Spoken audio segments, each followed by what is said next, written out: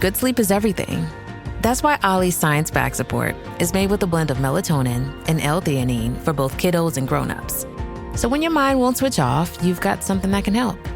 Your racing thoughts and restless nights won't stand a chance. Find Ollie sleep solutions for the whole family at ollie.com. That's OLLY.com. Study and play come together on a Windows 11 PC. And for a limited time, college students get the best of both worlds. Get the Unreal College Deal. Everything you need to study and play with select Windows 11 PCs. Eligible students get a year of Microsoft 365 Premium and a year of Xbox Game Pass Ultimate with a custom color Xbox wireless controller. Learn more at windows.com/student offer. While supplies last. Ends June 30th. Terms at aka.ms/collegepc.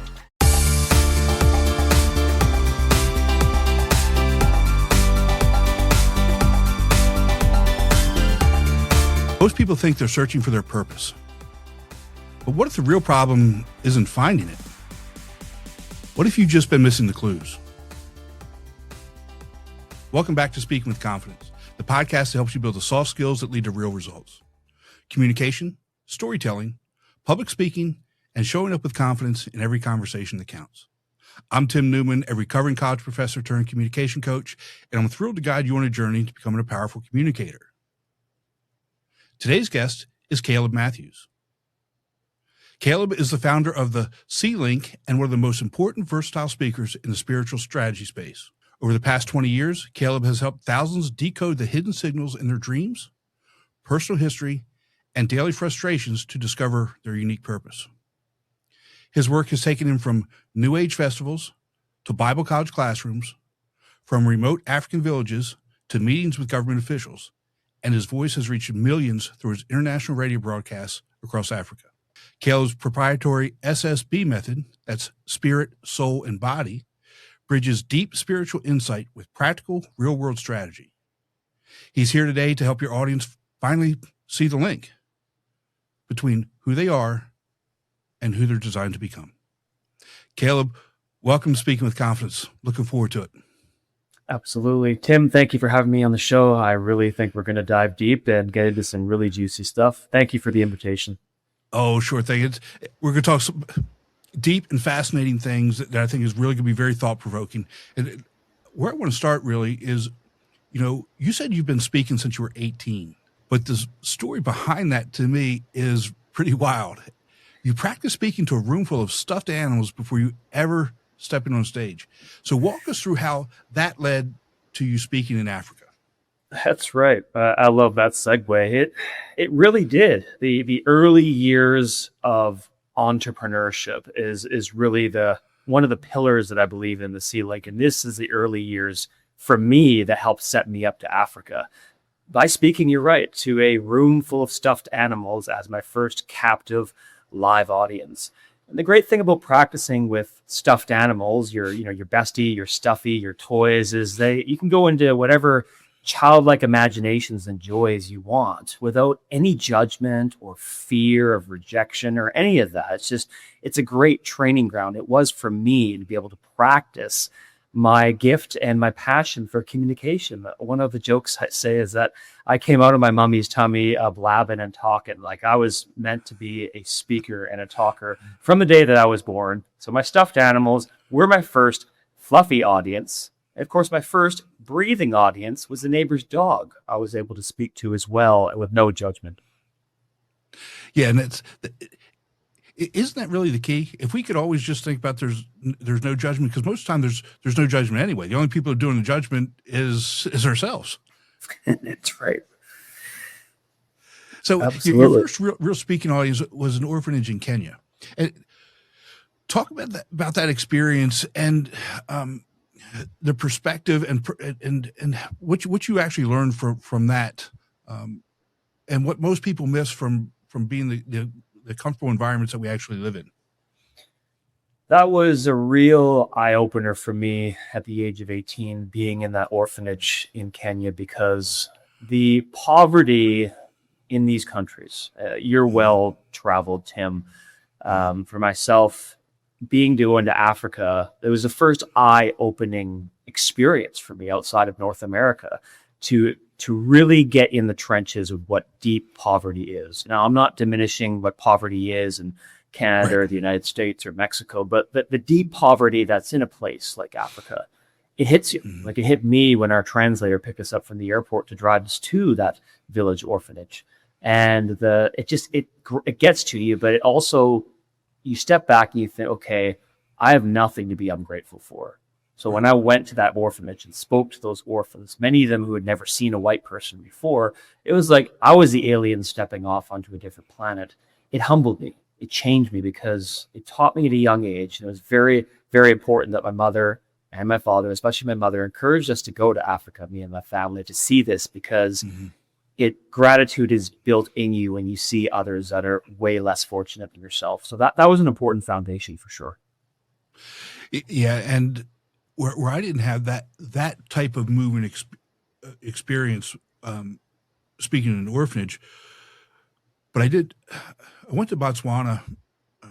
This was, I would say, probably late 90s, and I was over there teaching to their equivalent of our USOC. And, some of the things that I saw there that truly was eye-opening.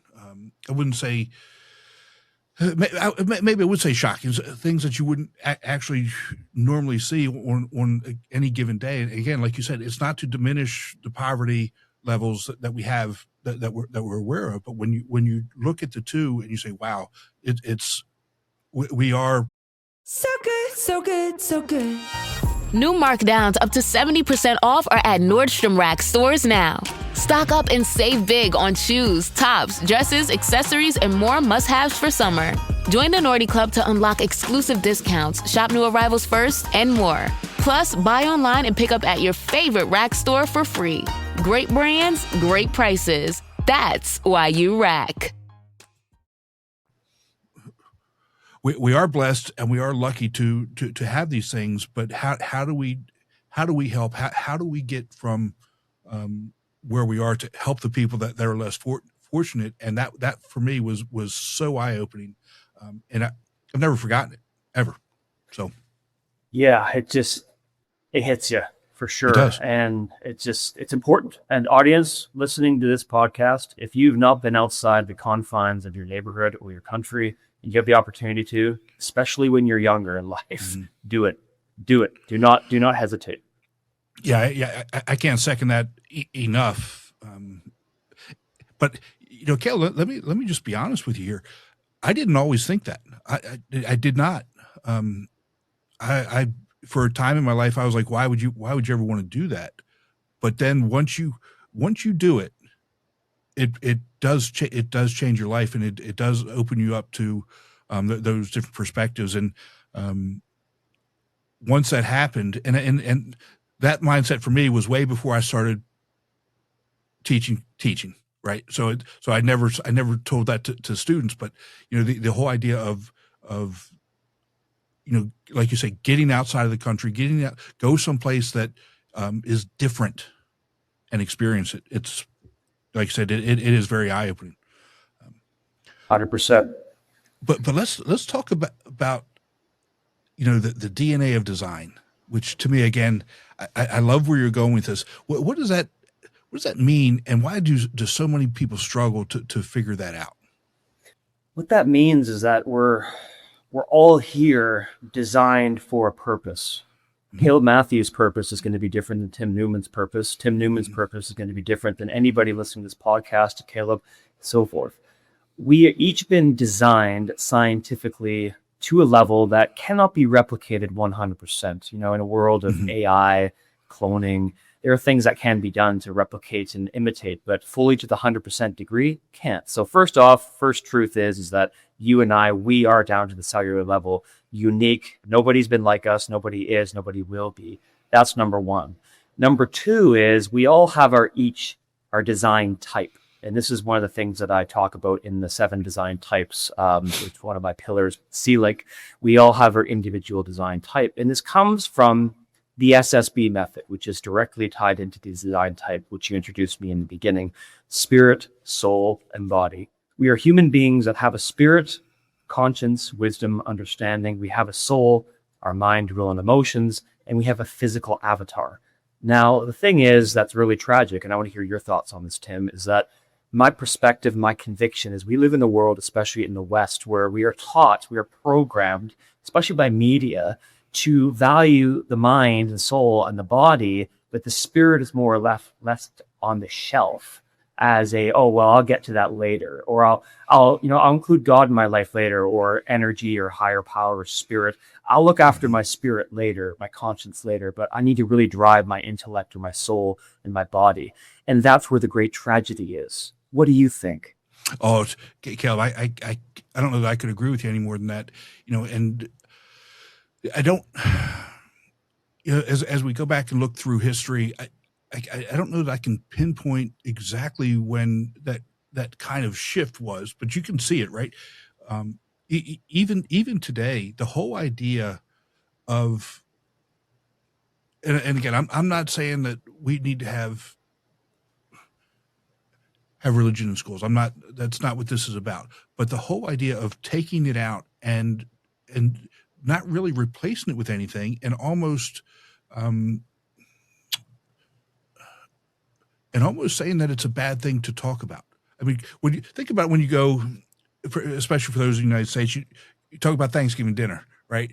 Yeah. What are the things you don't talk about at Thanksgiving dinner? You don't talk about religion. You don't talk about politics. That to me is I would say sad. It's sad that you can't talk about religion with the people who are the closest to you in your life. Mm-hmm. Without having arguments or disagreements or throwing mashed potatoes around, whatever it is. I can get the politics thing, leave that out. But if you can't talk about, that spiritual piece, right? That higher calling, that because we all have it. I say everybody has it, even if you're an atheist. I don't really care what you believe in, because we all believe whatever. And I'm not advocating one over the other. Sure. Right? We all have to have that higher being. Right? Yes. It has to be an anchor. Like we are created spirit, soul, and body. That I'm convinced. Our spirit is meant to govern our soul. Our soul is meant to govern our body. When I ask someone who says, oh, the spirit is not important, I say this to them. I say, okay, so what are you going to do? What are you going to do when it's a crisis? Mm-hmm. What are you going to do when something goes beyond your intellect? What are you going to do when something's outside your physical control? Who are you going to go to? Where are you going to draw strength from? Right. What source of divine inspiration are you going to pull from? And history proves, looking back through our ancestors, looking through the founding fathers of American history, looking back through world history, every man and woman who ever changed the world, they didn't do it by their own strength. Right. They had to pull from divine inspiration. And that's right. Really the thing I'm trying to get at is that our spirit is meant to govern our soul. Here's an example in the Bible. David says to himself, "Why are you downcast, O my soul?" Well, who's talking? It's not his soul talking to his soul. It's his spirit instructing his soul. That is what we're supposed to do with our soul. When our soul is overwhelmed, we have to come back into a place of peace. And we can only do that with our spirit. And our spirit must be connected to the source, which is the creator. Yeah. And again, you're so right. I was listening to John Maxwell talk one time, and he was talking about how he was with a very successful executive, multi-millionaire, whatever. And he had asked John a question, and he said, "I want you to tell me about it, but not from, the religious perspective." And John said, "Great, that's fine." And the guy said, "Well, I know you're always going to try and convert me." He said, "No, I'm not going to try and convert you. It's, you believe what you want, but let me ask you a question. Things are going really well for you now, just like you said. Who are you going to lean on when it doesn't? Because I don't care who you are, because you're human, you're going to go through rough times. That's just part of life. And who are you going to lean on?" And once you really start thinking about that, again, I'm not trying to convert anybody, but that's what you have to really think about. Where's your center? Where are you going to go back to? So again, 100% correct. For sure. It's got to go for the anchor. It's I think it's the eye-opening thing. We live in a world where the great battle of our time, I don't think is any world conflict right now, and I won't get to that, but the great battle of our time is actually the battle between the trichotomous worldview and the dichotomous worldview. That is the number one battle that we're facing right now, in my perspective. The spirit, soul, and body versus the soul and the body. So what's the solution? The solution is we must reach for that source we're talking about. We need to reach beyond our own understanding. That's why it says in the ancient texts, the ancient scriptures, lean not on your own understanding, because the things of the spirit are foolishness to the natural man. If everything's within our solution, if we can solve everything ourselves within our own mind, our own body, then we're not only selling ourselves short, but we're selling our purpose on the earth short, because we are only settling for the good instead of the God, because the enemy of the good is when you're walking your calling with God. Say that one more time. I love that. I love that. The enemy of the good is when you're walking in your calling with God. Just let that sit for a second and think about that. That's very powerful. So let's shift just a little bit. You say people miss the dots in their lives because they're rushing from A to Z, and I think we're all guilty of it at times. But what are some of the everyday signals people might overlook that actually could actually be pointing them toward what their calling is? Well, I want to start with what began for me at the age of 6, and that is dreams in the night season. I believe that many, many people, myself included, sometimes we're our own worst critic, right? We can wake up from these dreams that we have in the night and think, oh, that's an interesting movie that I saw, or that couldn't possibly mean something. It's so abstract and Narnia-like and wild, and just the metaphoric imagery just possibly can't have any meaning, but they do. Our dreams are constantly instructing us. How do we know this? Well, we look at history. Harriet Tubman was guided in her dreams.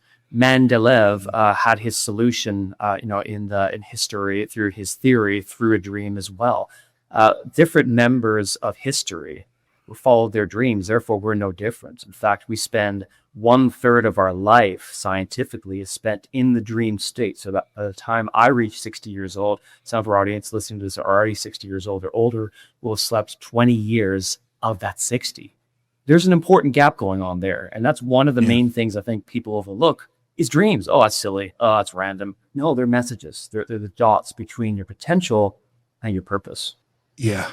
And when we talked about this, in our pre-interview, to me, this is really fascinating. And I want to come back to the dreams here in a minute. But before we go into that, in talking about the dots and looking at things in hindsight, what's a moment in your life when you thought you were completely off track and then later realized it was actually part of the design? I would say my years in the corporate world recently, in my adult years, being in the 9 to 5, working 40 hours a week behind a desk, being very good at it. Here we go back to the good thing again. And some days showing up for work, even though I was very successful, and saying to myself and to God, I'm good at this, but surely I'm built for more than this. I got to be way off the rails. Like some of those conversations having with God, on the way to work. It's like, okay, I feel like I'm way off track here. But actually, that season where I felt like I wasn't fully aligned was actually training ground and preparation for being launched out into what I'm really supposed to be doing, which what I'm doing right now on this podcast is part of that. Like being a speaker, that's always been my number one, the motivate. And the workforce, those years where I felt off track, actually I was marinating. I was being prepared for the main stake. Yeah. But you're right. And I think everybody, if they look at themselves critically and they look at the things that they've chosen to do, that they've done, I think everybody can find something along those lines, with themselves. And I'm kind of like you in that being in education for as long as I was, and knowing at some point that something just wasn't right. It wasn't something, couldn't put your finger on it, right? But something just wasn't right, that I wasn't actually living up to whatever it was that I thought that I should be doing, that I felt that I was doing, that even people could see it, right? People would say, Tim, what's going on? What are you doing? And when other people see it and you see it, and then you don't make those adjustments, that's where I think we really run into a lot of regret, where we run into a lot of interpersonal guilt. And if we just, I'm not advocating anybody go out and quit their job. I'm not advocating for anybody to go and do something rash, right? There's got to be a plan. There's got to be those types of things, right? But when you see it and you feel it, if you don't start making those adjustments and changes, it's going to cause you more personal harm, whether that is mind, body, or soul, right? Because especially us as men, when we internalize those types of things, what that does to us physically and healthy is one thing. What that does to our mind and our spirituality is far worse. It is. And to go against conscience is neither right nor safe, as Martin Luther said, and he was right. If we stuff our conscience, we stuff that navigator compass that's within our spirit, and you say, that can't be what's beckoning me onward, whether that's shifting a career or making a life decision or changing a mindset or perspective, we just stuff it. It's not going to be good. You and I both know, Tim, and our audience knows this, that if we stuff our emotions and feelings and our conscience, our spirit, we try to quench the voice of the spirit, it's only going to try to bubble and surface again. It's like shaking a soda can, and you shake it, and you shake it so hard, and then finally you open it. Well, it's going to blow up in your face if you keep on shaking it and not letting it out. We got to let it out. We got to let out these directions. And part of that is being willing to be open. We have to be willing to be open to whatever path the Spirit guides us in. And it may offend our minds. In fact, if it does offend the mind, usually that's God speaking. Exactly. And it's funny because I joke about it. You just bury it deep down inside and never bring it up again, right? You just keep punching it right down. And I had a conversation with my daughter. She's just a few years younger than you, about some things that happened in my life that nobody knew about, that my wife didn't know about until about 6 months ago, right? And when I told my daughter that one story, 5 other things just came out, right? That because I had that opening, even though I told my wife, even though I told a few other people of what happened, I think maybe it's the telling of that story made a bigger opening, right? Yeah. And allows those things to come out. And that's what we have to do. And again, I'm going to say, especially as men, because we're trained. The society has trained us to not be able to share thoughts and feelings and those types of things. And the reality is, if we don't, this is the society that we actually get. And that goes back to the question that you asked me: where has the whole idea of spirituality gone? Yep, exactly. Our society, we live in a society, especially in the West. I'm not saying the East is perfect, but especially in the West, we're programmed to quench that inner child, the awe and the wonder of, we got to get to adulting. We got to stuff that. And, like any time where you're processing your emotions or feelings or the awe and the wonder, then we just got to push that aside and get responsible, right? Like I'm not advocating for not being responsible, but we have to also enjoy the fragrance along the way. That's one of the things that one of my late mentors taught me, is one of his greatest passages of just wisdom that he passed on to me.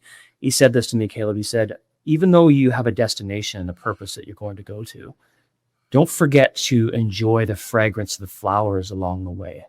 Don't forget the awe, the wonder. Don't lose it. In fact, this man's main exhortation to me was, don't lose the awe. Don't lose the wonder. Mm-hmm. Because if you lose the awe and the wonder of the journey, then you've lost everything. Yeah. And that kind of, let's get back to talking about dreams, because that's the other piece, right? Dreams contain messages that help us guide our life. But most people just, they wake up, they grab their coffee, forget about them, and they rush out the door to start their day, or, rush off to work, rush off to whatever it is that they're going to do, and never actually go back and think about it. Why should we truly be paying attention to our dreams, and how can we interpret or attempt to interpret some of those things that are in our dreams? We should pay attention because it's a big chunk of time, as we were talking about earlier, that by the time our head hits the pillow, before we wake up, that time in between, we're going to be spending 7, 8, 9 hours in that dream state.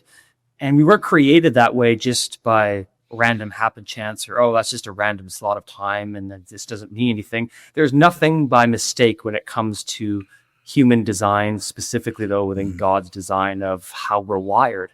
And dreams are a big part of that. Dreams are always instructing us. And the thing is when we can lose sight of our dreams teaching us the way, these codes, these messages, we're not writing them down. I always keep a dream journal next to my bed. In fact, if we write dreams down, we steward them, we treasure them. It's like the parable of the talents that Jesus talked about in the Bible. If we use our talent, we're going to get more. If we think, this isn't important to me, then we're not only telling God, but we're telling our subconscious that, this isn't important to me. I'll get to it when I get to it. And what's going to happen then? You're right. As you were saying there, Tim, when we walk the dog, when we drink the coffee, we go to work, it's going to fizzle out. It's going to be gone. So we have to treasure these things by actively taking an action to trigger more memory recollection and ultimately more dreams. Because the people who treasure them down, write them down, are going to get more. The one that doesn't, you're probably not going to get a lot. Like when I speak with people at these festivals and fairs and workshops and conventions that I speak in dreams to in person and online, people that tell me, I don't dream. I'm like, okay, well, when's the last time you wrote yours down? And then the conviction hits. It's like, it's been years, right? But I'm curious to hear your thoughts on that. Yeah, that's a very interesting concept of the more you do it.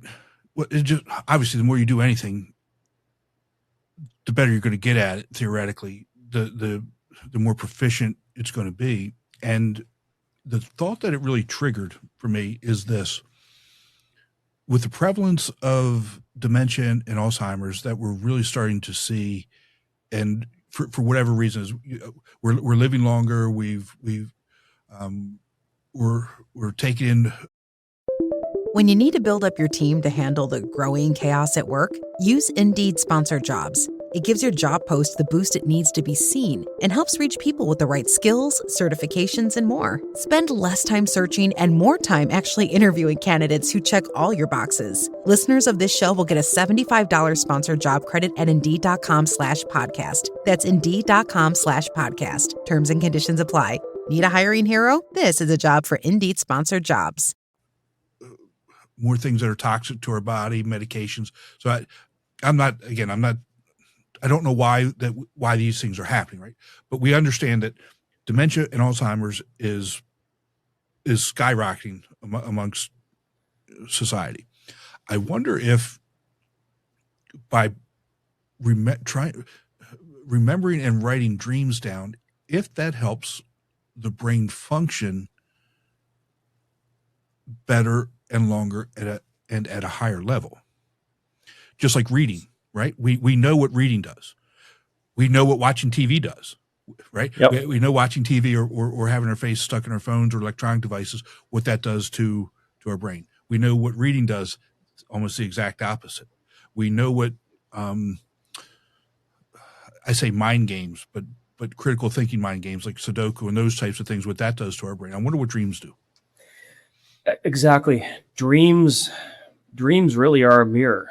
And when we look at them, what we behold, we become. And down to the scientific level, mirror neurons, I'm not sure if you've heard the terminology before, Tim, but mirror neurons, when you're observing something, the law of observation within mirror neurons, Dr. Caroline Leaf has a whole breakout of what happens within mirror neurons. But what happens is when you're looking at something, when you're focusing on something, and the neurons and your neurological pathways within your brain, all the way from the brain to the gut, from the brain to the heart, there's a whole highway of neurons that are connected, but it all has to do with how we're training our brain and that heart connection. And dreams is a part of that. I 100% believe that when we treasure our dreams, we write them down, we seek God, we seek higher power, seek spirit, we seek understanding, we seek wisdom above all things, then that's going to play out in our life. Because what somebody talks about, the treasures of the heart, out of the abundance of the mouth, the treasures of the heart speak. And the more that somebody looks at something,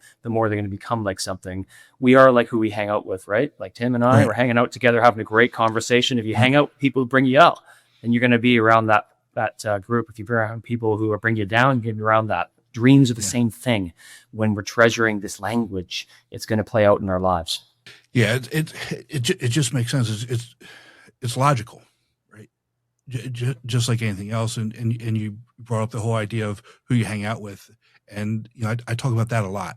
The 5 people who you hang out with the most are representative of who you are and what you're becoming, right? You're either having people that fill you up, or people that are emptying you out. And if you surround yourself with more people that are emptying you out, pretty soon you're going to be empty. Yep. And you're not going to be able to fill other people up. Yeah, and that falls into the 3 C's. I have a perspective for the 3 C's that every one of us as human beings have: construct, conform, and contract. And a construct is this construct that we live in the world right now. We either adhere to the majority of, everybody else is following that construct, or you follow your own design. That's where we get back into design.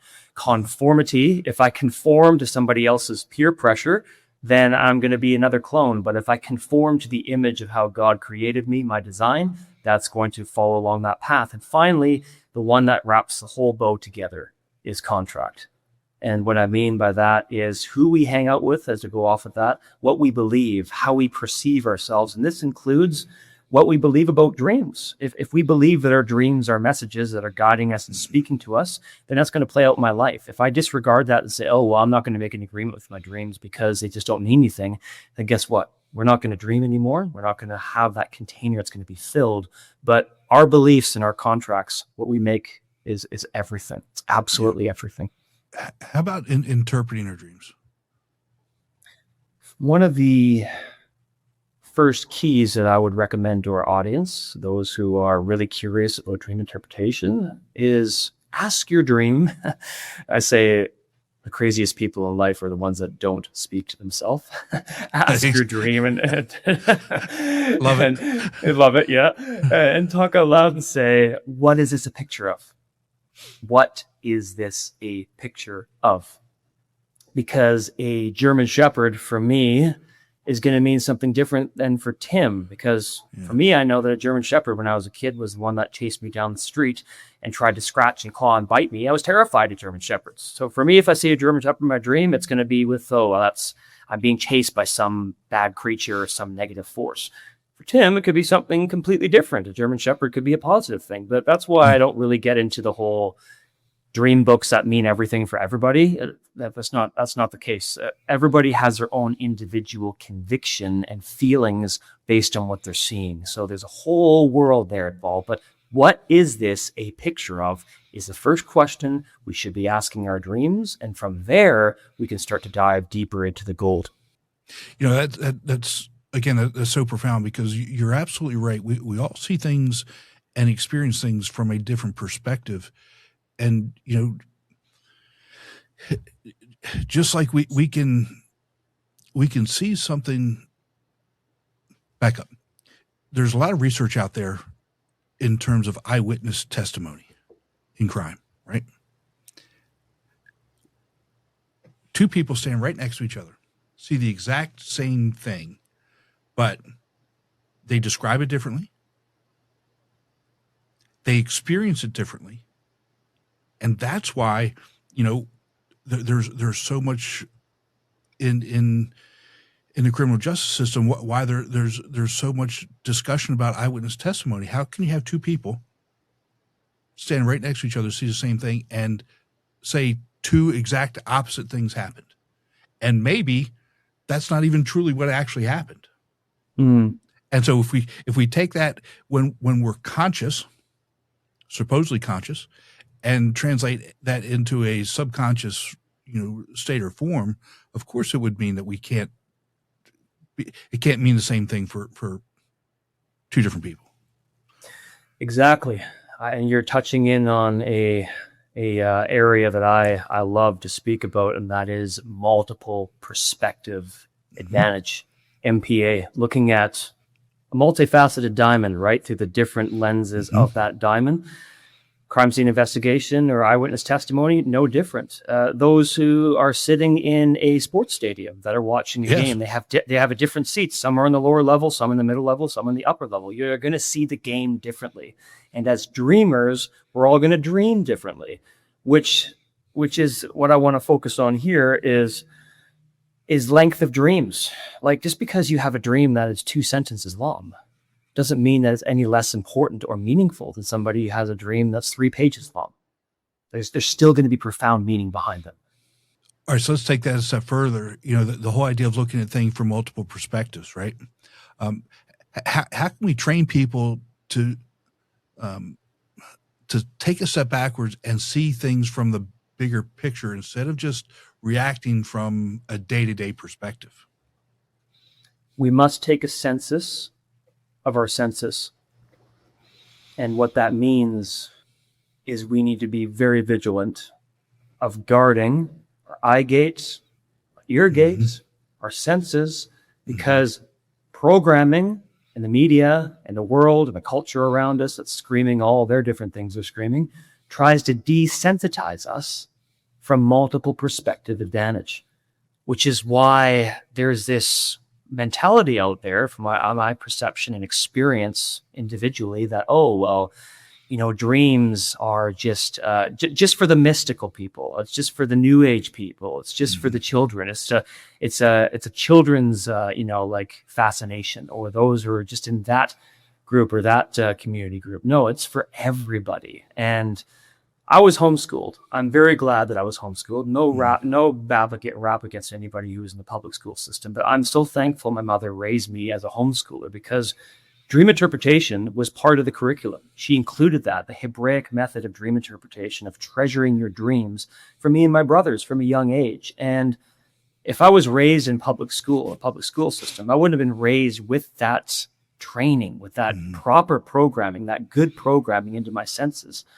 And that's why I want to encourage your audience to be really vigilant about what you allow to program you, whether that be spending too much time looking at the news. Like, it's amazing to me, like in the palm of our hand, in this smartphone device that we have now that connects the world, that by the time that your feet hit the floor, my feet hit the floor after waking up from a great dream, or maybe you had a good dream that you had, but the first inclination that you have, or I have, instead of writing that dream down, is to grab your phone and scroll the news.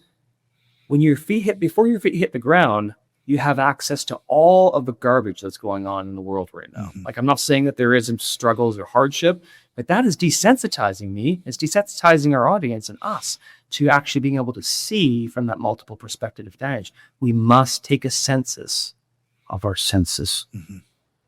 Yeah, and it's so hard, at least for me anyway, to, you get your phone right next to your bed, where I do, and it's my alarm clock. My phone is my alarm clock. So the very first thing that we do is pick up the phone, turn off the alarm, and you see the alerts, right? Whatever it is, and you open it up, you look at the news, or you look at this email, you look at this text message, whatever it is, and my guess is 90% of it is negative. So before you even get out of bed, that mindset shift is, oh, here we go again, or whatever that negative thought is. And it's so hard to combat that unless you go back to an old school alarm clock, and you put that, and you don't have your phone by your bed, but you put it up on your dresser, or you put it out in the other room, or what have you. But we've just conditioned ourselves to, you can't be more than arm's length away from that phone. Yeah, and peace is the potting soil of revelation. And when there's no peace, there's no revelation. When there's no REM sleep, there's no dreams, because if you don't fall into REM sleep, you don't have deep sleep and REM sleep, then you're not going to dream. I'm not going to dream. We're not going to dream. And what we do have control over is exactly what we're talking about right now, is what we feast upon. So like not just eating physical food, talking about the eye food, the food for the eye, the food for where we put our attention. And that's what we do have autonomy over.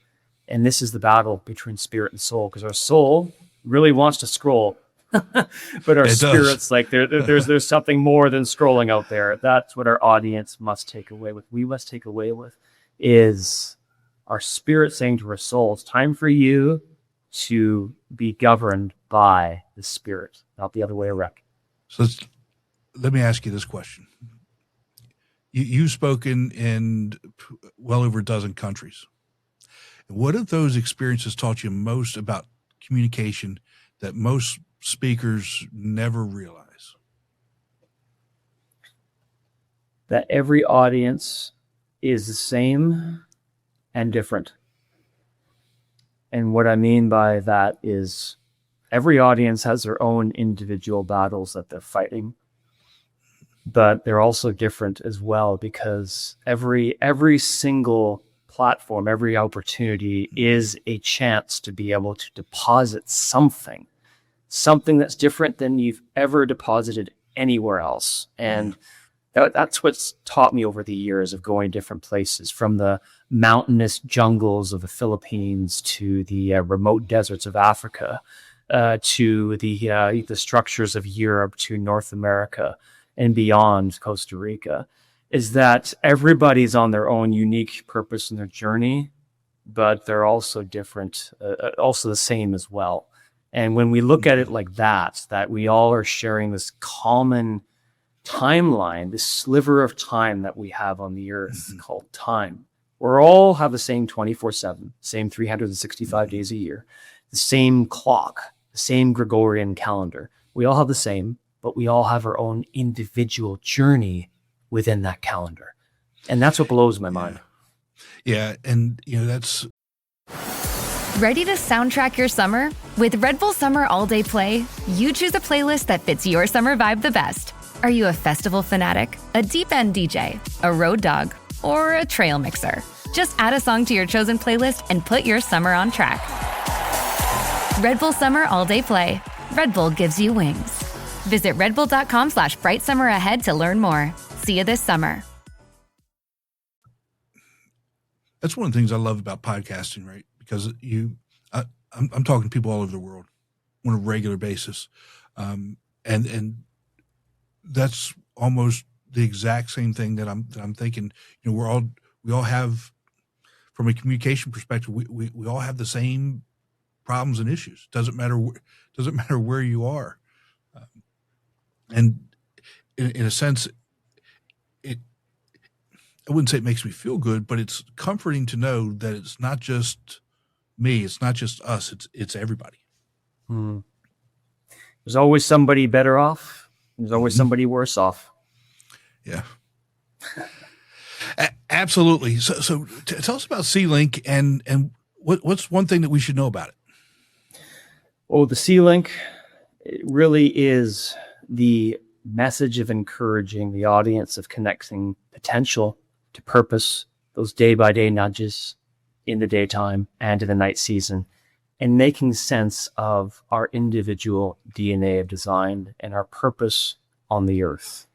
And the main message is to see all the links that are communicating around us on a day-by-day basis that can be missed by the chaos around us in the world.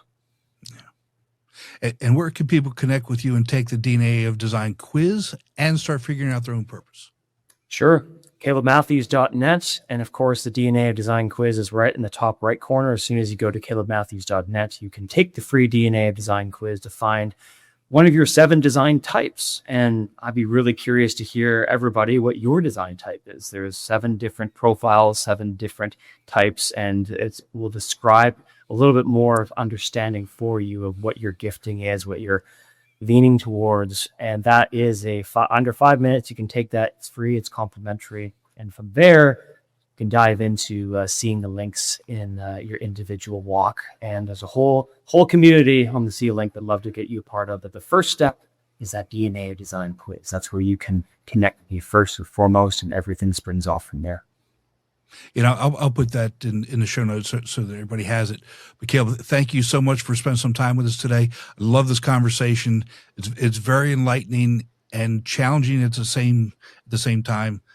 Challenging in changing the way we look at things, changing the way we look at dreams, and challenging us to make some changes that are going to help us live our lives in a much better, happier, and helpful way.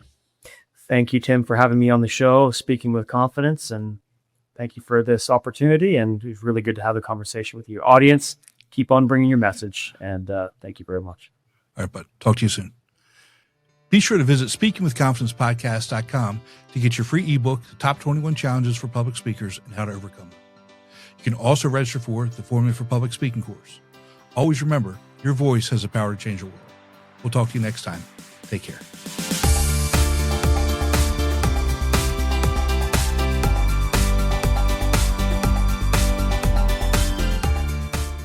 This Father's Day, when you ship UPS Air at the UPS store, your items arrive on time or your money back, guaranteed at no extra cost. It's like the father of all shipping services. It shows up to the airport way too early, just to play it safe. It's overprotective about all the things that truly matter, and it's always prompt, especially to be with family. Make it your first choice to celebrate your dad. Ship UPS Air with our money-back guarantee, exclusively at the UPS Store U.S. retail locations. Visit the upsstore.com/air shipping for full details. Terms and conditions apply. There's a new way to sweet green. Meet Wraps. Handheld, hearty, and made for life on the move. With bold, chef-crafted flavors, fresh ingredients, and over 40 grams of protein, they're built to satisfy without slowing you down. Try Wraps today in the app or at order.sweetgreen.com. Available at all participating locations.